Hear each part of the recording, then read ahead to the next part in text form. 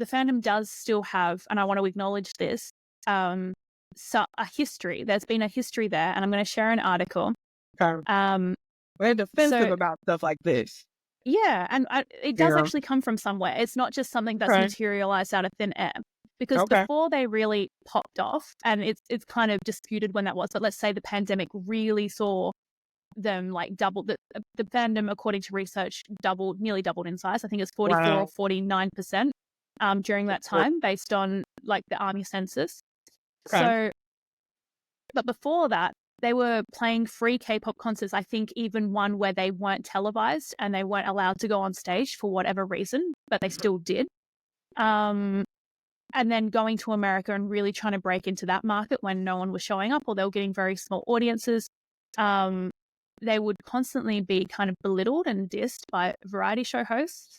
Like, is this Korean variety show hosts or American variety show hosts? Yeah, this is that. So the variety show hosts, I believe, there are a few examples, and definitely everyone should check out this article. It's on, is it the South China Morning Post? Is that the website? I think it is. But, you know, you can definitely look up all the different times that BTS was slighted. And it was plentiful enough for people to have a memory. Yeah. Because it was fun to poke fun at them. For one, they weren't the typical K-pop group from the beginning. Oh, I would have poked fun at them. Yeah. So then it's like they're like these guys like looking really emo with eyeliner, but then like with some other like taking other elements from African American like dressing and culture as well, like a very mismatched thing going on. And then when they became more popular, then that's why they got clowned as well. So there's always been this tension with BTS. So this is, they used to be cut from streaming. They used to not be recognized. And that's why ARMY streamed. That's why ARMY voted, because that was the only way that BTS could get legitimacy. And that's why I think today there's still this really intense remnant. Well, it's still very alive and well. You've got to stream. You've got to vote, because that's how it was. ARMY who helped BTS become famous in the first place. Yeah. And that's wonderful and great. But I don't know if we're at that point anymore. I think we're beyond that point where, of course, stream, vote, do whatever you like. But it's not going to stop BTS from being televised. Like, they are the main ticket of any show. Like, even when they don't give them Grammys, they're still like the highlight of the Grammy. Like, they put them on last because they know everyone will be waiting for BTS. So we're not necessarily at that same point that we were like 10 plus years ago. ARMY can relax a little bit about things like that, because but it's still that remnant advantage of giving BTS what they need to thrive really benefits more people than not. That's right. Yeah, absolutely. So like, it's important to acknowledge that that's why. And there's so many things that happen. And you can ask any ARMY, and I'm sure they will list everything that's ever gone wrong with BTS, like to BTS. And you can watch some of their earlier documentaries, you know, where they're getting heckled and just treated very poorly, especially then breaking into America. I think that was really rough because of the cultural and language differences and bringing over K-pop, even though arguably they're not entirely K-pop, you know, so it's this weird, like, it was a weird and hard time for them. So I think ARMY still really remembers that. And I think it's very embedded in the collective consciousness in the fandom. And I think maybe that's what we're still bringing forward into a lot of these newer issues, where it's like, well, we have to step in and defend them.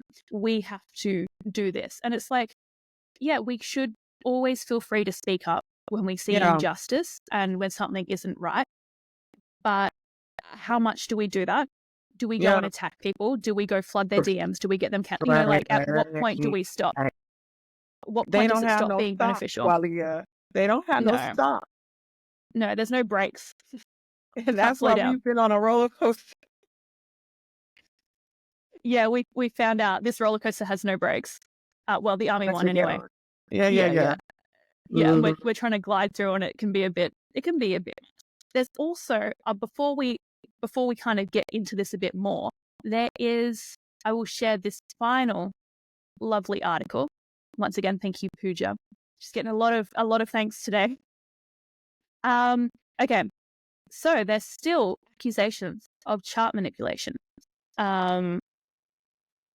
which is just wild. So I think Jin called it out at the Mama Awards, and it has brought out discussion on it. And then I think people are turning around and saying that BTS are participating in chart manipulation as well, which is something that plagued them many years ago and was incredibly harmful and detrimental.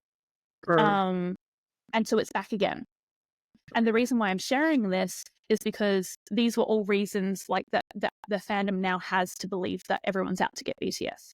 So there's many different events and things that are happening with many different players, other fandoms, other fans, people within HYBE, people outside of HYBE, the broader K-media, global media, music industry. Like there's so many different players here, but it's being lumped into like a story that everyone's out to get BTS. So do you think everyone's out to get BTS?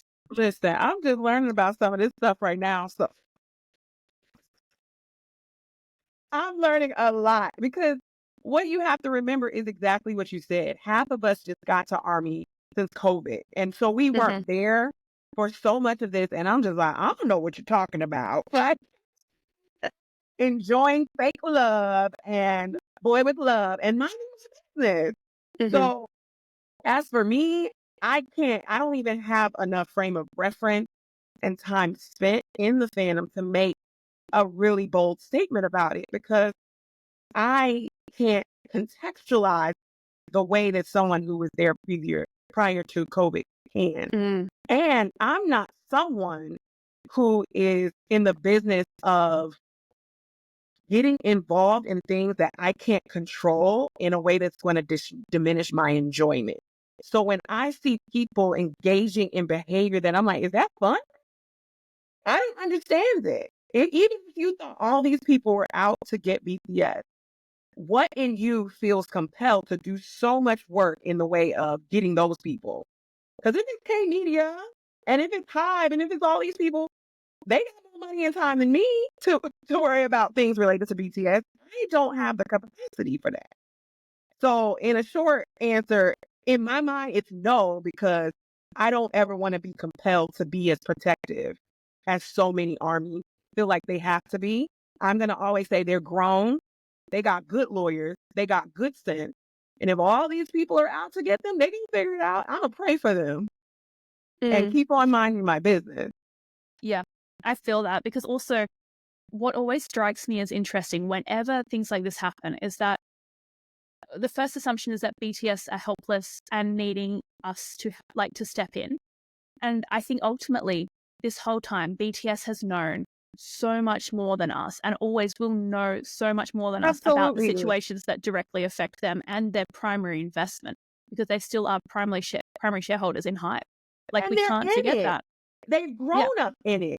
These are not ditzy boys here. They have been looking, watching, seeing things that we have no access to. And one of them, at least, I feel like is the reason why I'm in this whole fandom. Because I feel like this one person has an intuitive sense about things, even when the others don't. He's also a Pisces like me. So he's the one who I feel like, even if the rest of them are clueless, he's like, did you see that? RM, did you see that? Kobe, did you see that? Somebody is always catching stuff, okay? So I don't need to infantilize them. You know, I don't have to treat them like I'm the mother and you're my little hands and you're my little baby. No, they've been making moves. If they can make the moves that they've made to get this far up, in spite of all the other factors that's helped them, because what we're not considering is their will. Their sense of self-concept must be very strong to endure all this stuff. That is more than even ARMY can account for. Because you can have all the fans in the world backing you up, streaming, but if your mind can't handle the lights, vapor long time ago. Yeah, so I really trust their spiritual fortitude. I really do. And I also think it's something that it's mirroring back to me who I am. And I know how spiritually fortitude is, how spiritually strong I am, right? That I'm just like, I think they got this. I think they see what I'm intuiting. And then it's stuff that they say in their songs that really let me know, right? Like it'll just be a lyric and I don't even read lyrics like that, but it'll just be things that I know that they understand. And I'm just like, that's the kind of person who's going to be okay. If they've made they it this made it all far. the way to me under all these circumstances, obstacles, limitations. They managed to make it to me. I'm in the U.S. in 2022. Show up. Nobody. It wasn't like a situation where's Jungkook? Where's Kobe? Like, I've watched enough biopics of other musicians where they had problems like that. They have a work ethic. They have a good head on their shoulders. They're disciplined. So no, I don't feel like I have to defend everything and be mindful of everything, because that's above me. That's beyond my scope of influence. All I can do is support, send love, prayer, and trust that they got it. And I guess it's just requiring us to ask what is actually, on an individual and collective level, our role as a fan. Is it to be part of these? We're not actually part of these conversations in the literal business everyday sense. I think there's a lot of power that we hold in public opinion, in drawing attention to things. But I think sometimes we're probably out of step with the reality of what's happening. And we're assuming that we really know. And we could be stepping in on BTS's own process, because I'm sure absolutely they've been through contract renegotiations now. They've had their lawyers all up in that, talking to Hype about what their rights are and what they want out of this Chapter 2 era. There's so many things that we will never know about, ever. Right. And they also, BTS are not as involved with their own narrative as we are. They're not getting all the news about themselves. They're not sitting at home being like, oh my gosh, is that what someone said about me? That's the furthest thing from their mind, intentionally, because they can't, that's not their job. Their job is to be artists. It's self-protection, and this is how you survive being this famous. That's right. And because they haven't gone off the rails. That's why you see so many musicians turning to drugs, because it's very hard. They don't know how to. Yep. And the ones who put themselves through the paces of the spiritual curriculum to do it without that, they're good at it. And that's why they're on top still, and will continue to be as long as they get ready to give it up to somebody else. Yeah. And because they also might come back from the military and be like, you know what? I'm out. Done my time, catch up. We don't know. We also don't know what they've agreed to with Hype. We have no idea. Correct. And that's not for us to know. We find out. This is all preamble to the actual main thing. Can you believe it? But don't worry. We're nearly there. We're nearly hitting all of our main points. Okay. So I think what's interesting, observing the fandom during this time, is that we are on edge now the same amount as ever before. When in fact, this should be a time, they're in the military. We could all just sit back, enjoy them at our own pace, but work on ourselves, build, because the idea was BTS go away to the military. Great. We all work really hard, save money and get tickets to see them when they come back. Right. That was kind of the discourse in the fandom when they went away. But it seems like the amount of fan surveillance, fans surveilling other fans, fans surveilling everyone to control the BTS narrative is at an all-time high. We're hyper-vigilant, hyper-alert. And then, of course, every time these things happen that are real and legitimate, like the Suga getting arrested, Hee Jin saying she wants to take down BTS, and all the other things that she's been up to, these are real and legitimate things. But it's like we're waiting for something to go wrong.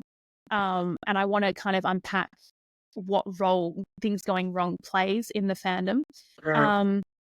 Interestingly, also, in the video that you sent me, the kind of takeaway was that ARMY's fear is that was once that BTS would be taken away from opportunities for the world to see them and not have their music reach new audiences, etc. But now the fear is that any negativity about them, surrounding them, will impact their mental health and well-being. And I found that interesting, that ARMY feel like that's their role or responsibility, or that they have an ability to impact that. Also, when considering ARMY could also be the negative impact on BTS's mental health and well-being. I think that's just a substitute for something that they've objectified and said, this is the way we make meaning for BTS. So if up until this point of them reaching a threshold where they're a global phenomenon, I mean, they don't need ARMY to do as much labor anymore. So ARMY has to find something new to feel meaningful, and so that's the one that it's, it's a trending word, like it's a trending concept that, a lot of different pages in like psychology and all those, like, so I can see how it's been like a little bit of a social media cultural blend into being, well, if we have meaning for them, this is where we serve. Because if we can't really do anything more with the streaming, then we're just some dopes buying their stuff like crazy. And I can't feel like a dope.